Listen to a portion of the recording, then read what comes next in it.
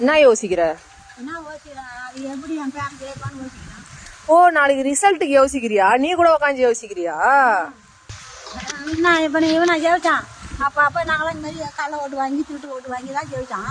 யாரும் ஒரு வருஷமாவது அப்பா ஒரு பக்கம், புள்ள ஒரு பக்கம், பேரன் ஒரு பக்கம், பொண்ணு ஒரு பக்கம், ஆளுக்கு போய் ஊரா போய் அங்கங்க அந்த தொகுதி அங்கங்க போய் ஓட்டு கேட்டுக்காண்டா தானா போடணும் ஓட்டு மனசு வச்சு.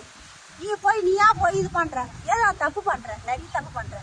நீ தப்பு பண்ணா இருக்கிற மக்களை என்ன பண்ண முடியும்? அந்த ஓட்டு வாங்குற வரைக்கும் சாகடியா இருந்தாலும் நடந்து போற, சேரா இருந்தாலும் நடந்து போற, காடா இருந்தாலும் நடந்து போற, மலையா இருந்தாலும் நடந்து போற, எதுவாக இருந்தாலும் சேர்த்து நடந்து போற. அது பிற்பாடு வந்து பாக்குறியா? காட்டுல கடவுங்களா ஒரு லைட்டு போட்டு கொடுத்துக்கிறியா, கம்ம நட்டு கொடுத்துக்கிறியா, ஒரு போர் போட்டுக்கிறியா, ஒரு தண்ணி வசதி பண்ணிக்கிறியா, ஒரு வீடு ஒரு ஓனு ஒரு என்னது குரு பஸ் தரேன் குரு பஸ் தரேன்னு ஏழை பாடிக்கலாம் என்ன ஒரு வீடு கொடுத்துக்கிறேன். குரு பஸ் தான் கொடுத்தா எவ்வளோ ஏழை பாடி வீடு கட்ட முடியாதெல்லாம் கிடக்குதுங்க. அப்படியே கிடக்குது, குறையவே கிடக்குது. அது வரைக்கும் கூட ஒன்றும் இல்லை.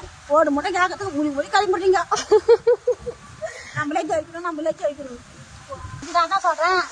சும்மா ஜெயிச்சுங்களா ஜெயிக்கிட்டா அவன் வந்து ஏதாச்சும் தில்லுமுள்ளு பண்ணலாம் கண்டிப்பாக விதி தான் ஜெயிப்பான்.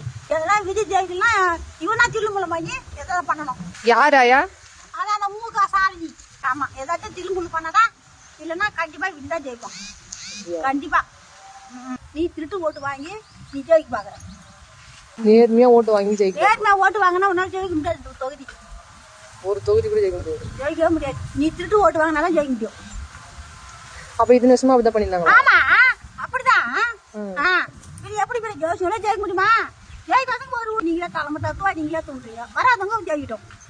அப்போ கூட நாட்டு மக்களுக்கு ஒண்ணு என்ன செய்யுத? அதான் கொள்ள தாலி ஆட்டும் போது தைன் ஆட்டும் போது பசங்களை கருப்பழிக்கிட்டு குழந்தைங்க வெளியே அனுப்பத்துக்கு பயமாக்குது, ஸ்கூலுக்கு அனுப்ப பயமாக்குது, காலேஜுக்கு போகிறதுக்கு அடிச்சா பயமாக்குது, குழந்தைங்க எப்போ வீட்டுக்கு வருமோ நாச்சோ ஏதாச்சோ அதான் பயம். ஒரு பாதுகாப்பு கண்டிப்பா விதி வந்தா எல்லாரும் பாதுகாப்பு. நீ பார்த்த தலைமுறையில நீ இத்தனை வயசுல பாத்துக்கிற. ஆமா, என் வயசு நான் எத்தனை தாட்டி ஓட்டு போட்டிருப்பேன், 8 வருஷம் ஓட்டு போட்டிருப்பேன். நீ வந்து நாட்டை வந்து நீ எப்படி நீ என்ன ஆடுற? எல்லாம் இந்த எங்க பார்த்தாலும் கொலை தாலி ஆட்டும் போது தைன் ஆட்டும் போது வீடு பூண்டு திருடுறது அவங்களாம் நீ என்ன வந்து இது பண்ண போயிட்டோடமா நீ கூட கூடின்னு போலீஸ் ஸ்டேஷன் இட்டுமாலாம் இப்படி இட்டுமான உடனே வெளியே அடிச்சுட்டாங்க ஓடி போடுறாங்க. அதில் என்ன பயங்குது உங்களுக்கு? கண்டிக்கணும், தண்டனை கொடுக்கணும். தண்டனை கொடுத்தா தான் அவங்களுக்கு பயம் இருக்கும். விஜய் வச்சாக்கா கண்டிப்பாக தண்டனை.